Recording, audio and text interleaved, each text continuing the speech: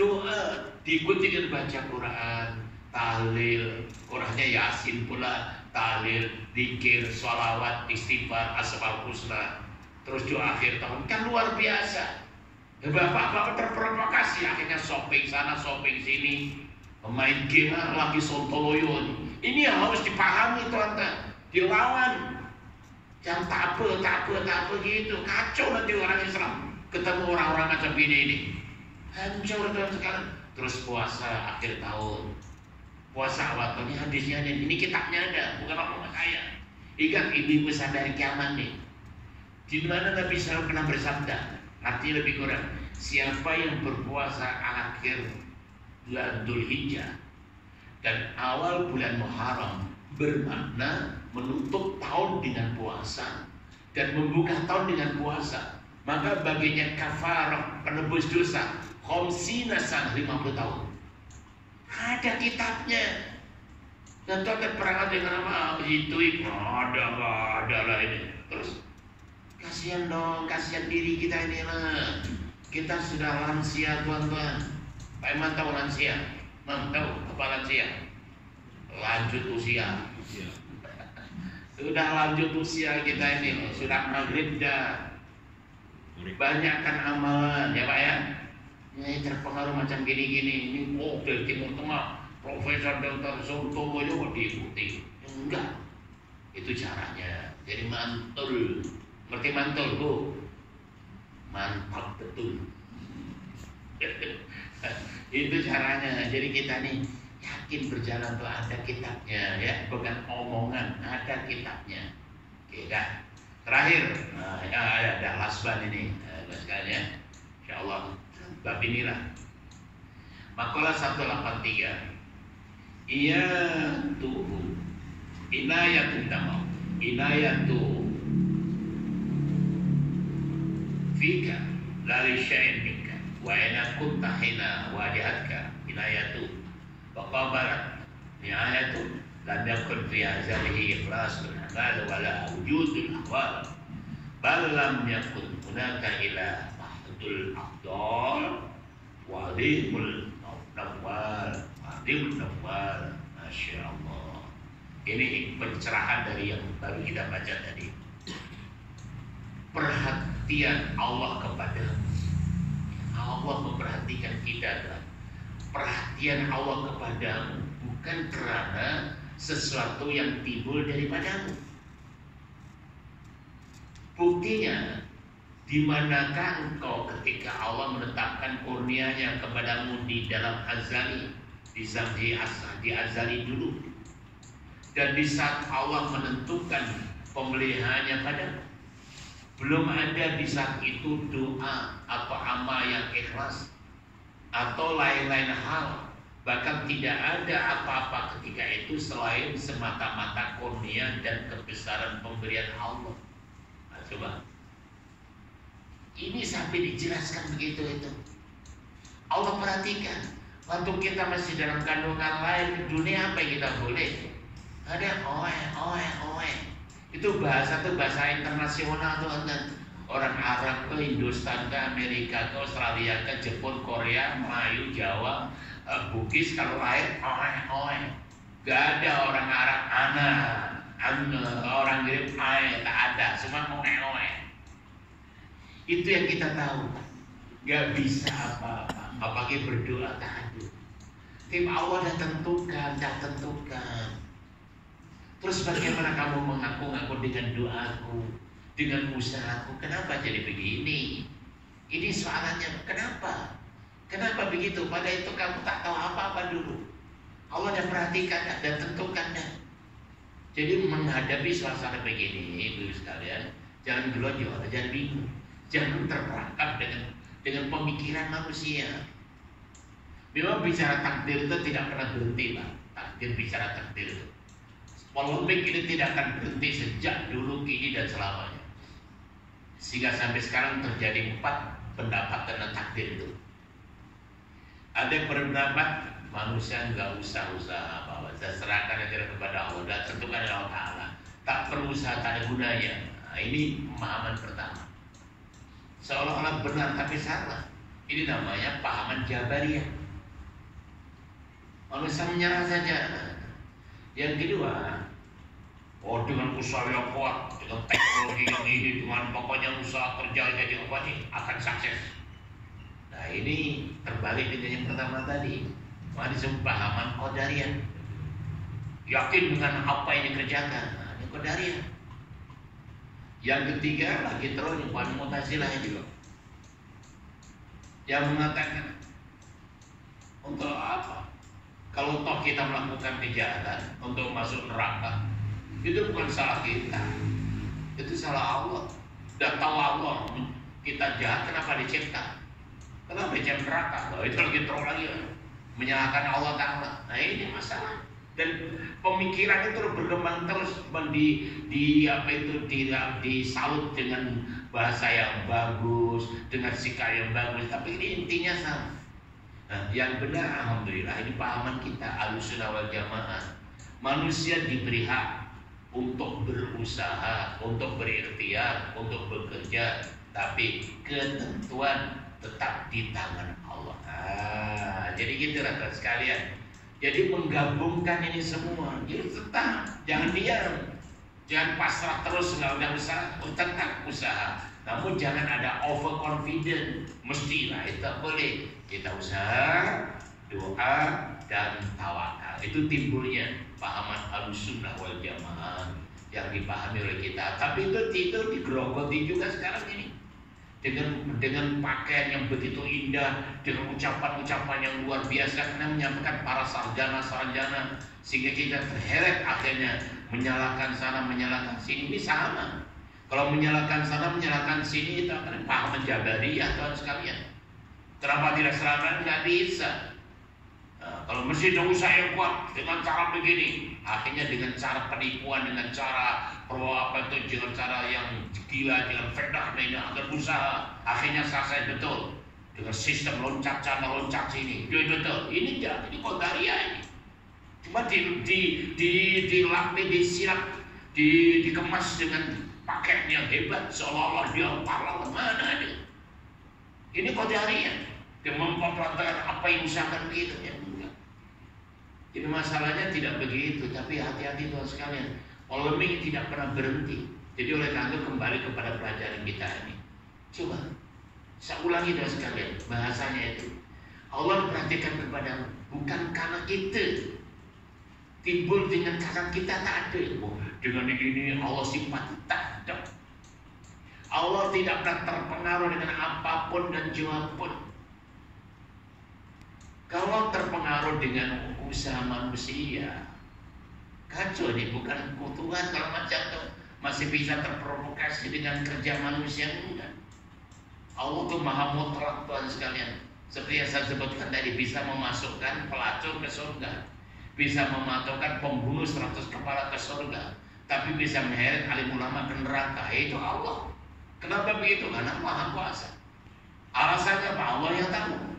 Maka dari itu kepada Allah jangan main-main Mas sekalian. Jangan menjadikan ini doa saya, ini amal saya nanti dulu. Amal yang bagaimana yang Tuhan tampilkan begitu. Sama aja itu. Itu dari yang Pak alim ulama tanya oleh Allah, apa kamu lakukan di dunia dulu? Oh saya mengajar pagi petang jangan bohong. Bohong kamu.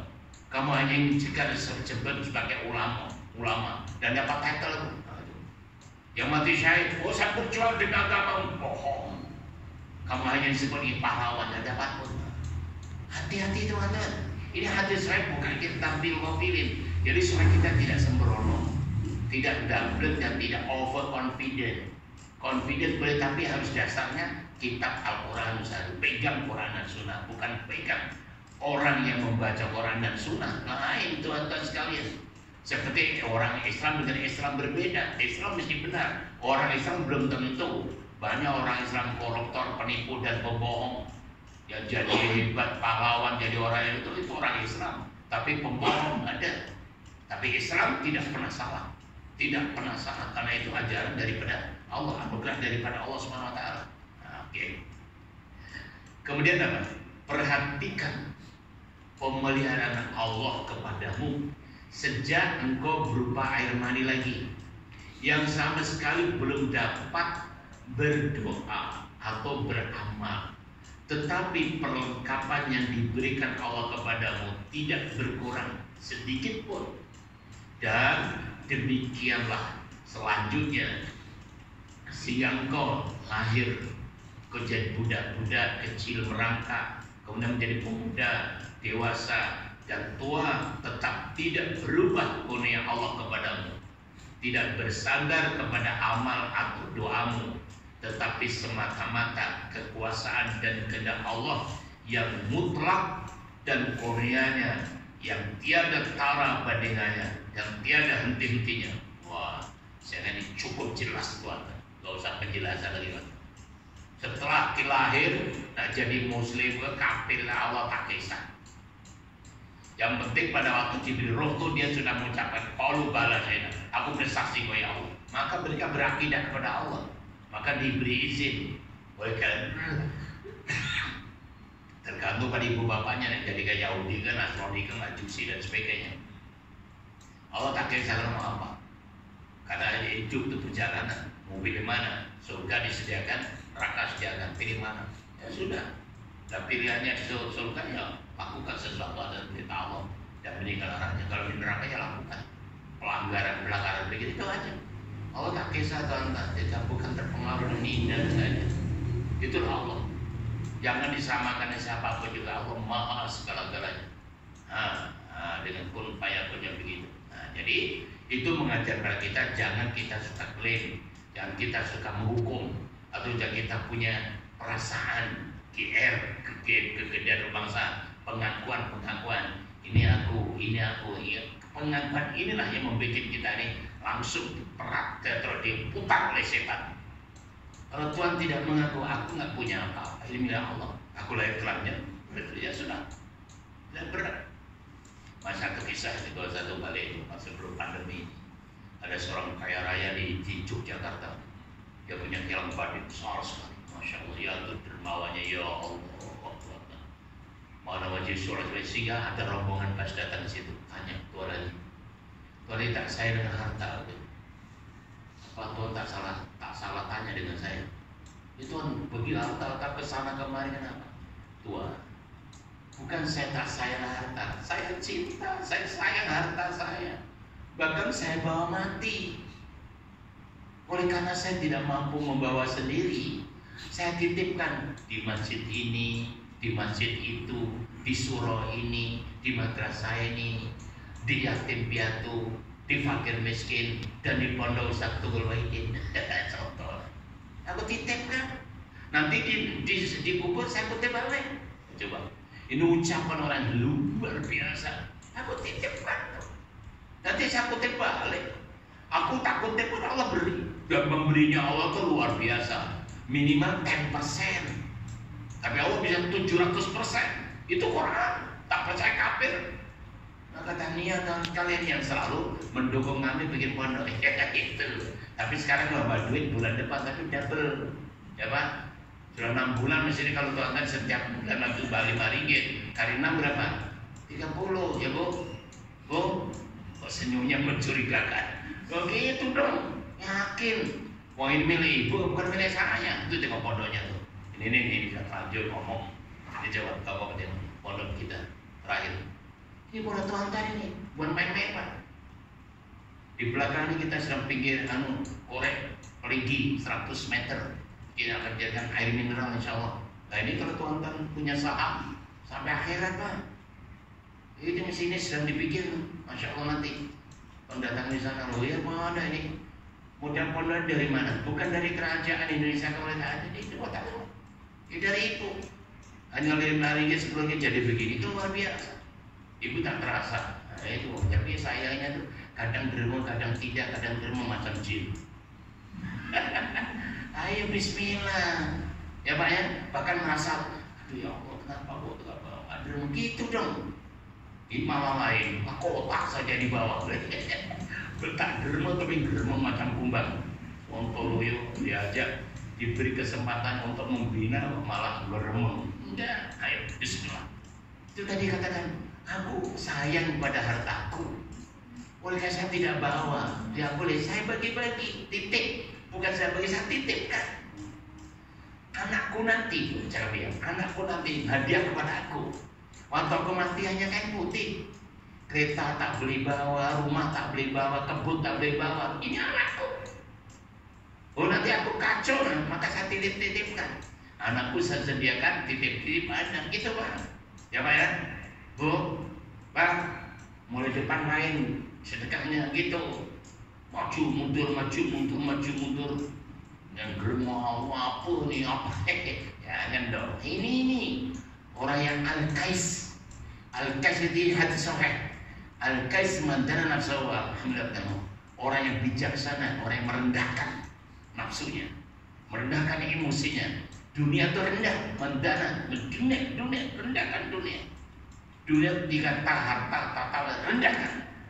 Tapi mempersiapkan setelah mati. Amal setelah mati, setelah aku masuk kubur itu apa yang aku kutip? Apa yang kita apa? Nah ini salah satu di antaranya. Itu jelas, itu bukan janji manusia, janji Allah. Nah itu contoh-contoh. Ini yang luar biasa. Oke. Jadi Masya Allah Tuhan, hebatnya kitab ini mengajar kita benar-benar menyerah total kepada Allah SWT. Karena Allah tidak terpengaruh dengan usaha kerja kita. Allah dah tentukan segala-galanya, namun kita perbaharui, pertingkatkan gitu.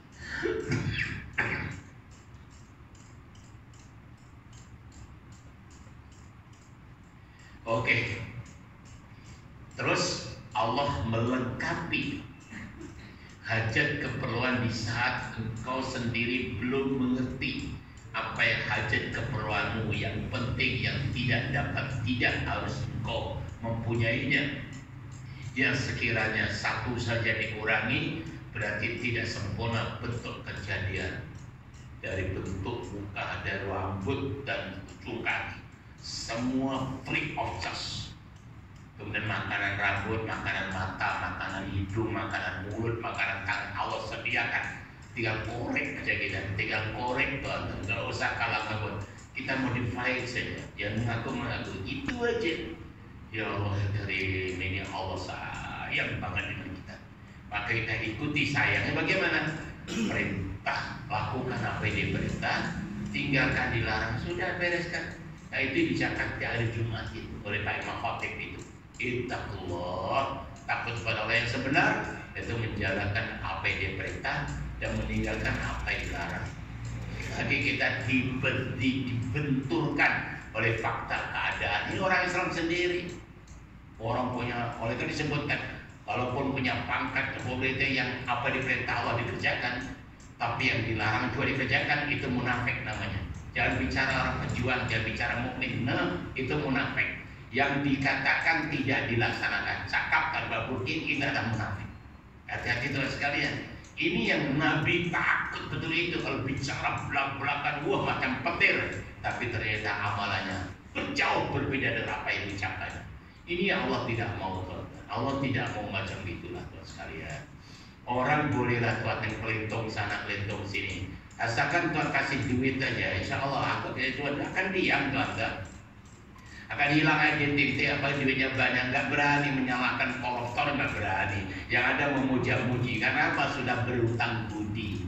Maka ikut resmi Nabi Ibrahim. Nabi Ibrahim itu belum Nabi dah, waktu akan dilemparkan ke lautan api oleh Raja Namrud, sudah menjilat-jilat itu. Jibril diperintah Allah turun untuk menolong. Waktu itu Tuhan, apa yang bisa boleh tolong buat Tuhan? Apa ucapan Nabi Ibrahim? Atau Nabi Ibrahim? What do you know? What is it? Oh, Allah Akbar. Sebab Jibril masih makhluk Allah. Padahal Jibril itu punya nafsu. Tak makan, tak minum, tak lagi, tak perempuan, tak tidur. Tapi what do you know? Kalau yes, terus akhirnya baca hasbi Allah. Kalau kita masih marah-marah, ada udang di balik video, teman-teman. Ada udang balik mie goreng, teman-teman. Ini yang bahaya itu. Ada berutang budi yang paling dangerous, teman-teman sekarang. Akhirnya mengalahkan Tuhan. Seolah orang yang membantu kita tuh lebih hebat dari Tuhan. Pada Allah melarang kita dari melanggar. Oh ini risikonya berat itu. Maka itu orang alim yang tahu ilmunya, tidak mengamalkan ilmunya, akan disiksa sebelum penyembah berhala. Ini main-main. Nah, itu masalahnya sekalian. Oke, terakhir. Bab di sini bab terakhir. Makalah 183. Alima annal ibadah yatashaqquna ila duri sirallah inayati wa qala yaqtasbir wa ma yasha wa limanau law khallahum wa dhalika ataraku amal yatimatan al-azal. Faqala inna rahmatallahi qaribum minal muhsinin. Ini dua ayat ada Al-Quran. Al-Baqarah ayat 2. Baik. Artinya begini. Allah telah mengetahui bahwa semua hamba-hamba ingin mendapat rahasia atau kebesaran Allah, maka Allah berfirman. Artinya lebih kurang, Allah sendiri yang menentukan rahmat kurnia yang besar itu pada siapa yang dikehendakinya. Juga Allah mengetahui andaikan manusia, yakni para hamba itu dibiarkan begitu saja, mungkin mereka meninggalkan amal usaha karena berserah kepada keputusan azali. Karena itu Allah berfirman yang artinya lebih kurang, sesungguhnya rahmat Allah itu dekat pada orang-orang yang berbuat kebaikan dan memperbaiki amal perbuatannya itu atau amal kebaikannya itu. Itulah Allah memberikan tip. Karena manusia itu ada moodnya berbeda-beda. Ada ingin tahu kepada Allah sampai berjam bagaimana mengorek Allah, mengorek ini jalan kehebatan sebagainya. Allah memberi batasan. Apapun yang terjadi itu aku saja yang memberi. Walaupun usaha seoptimal mungkin, sehebat mungkin itu, kalau Allah aku kata no ya no. Nah, itu contohnya begitu. Jadi Allah tidak pengaruh usaha kita. Jangan usah kuat kerja jadi gini. No. Sebaliknya, ini tadi sekalian itu, supaya kita ini tidak malas.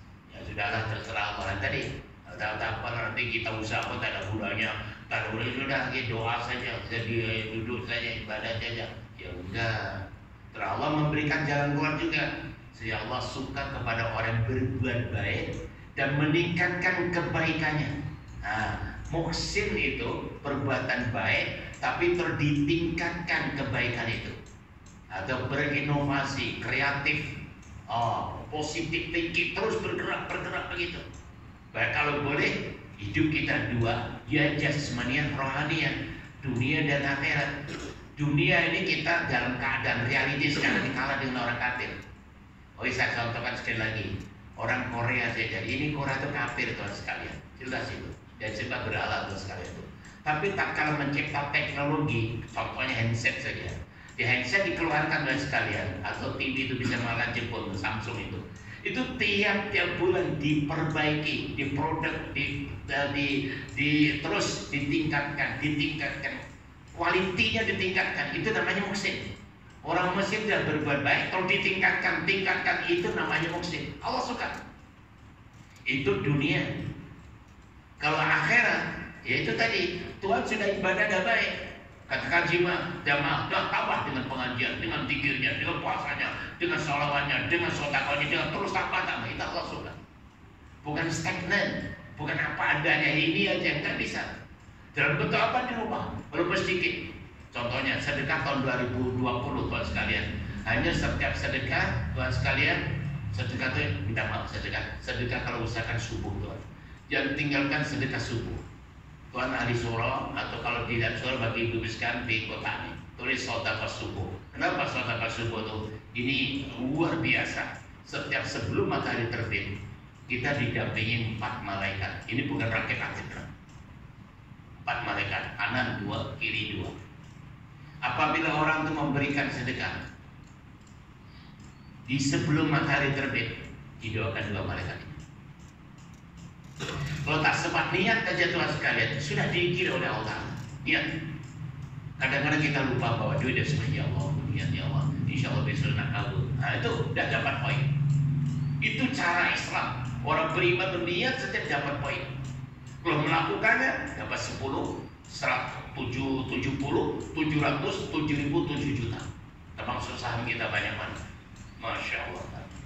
Dan kalau tidak, ini malaikat sebelah kiri ini untuk mendoakan tidak keberkatan hidup kita. Jadi Tuhan lakukan.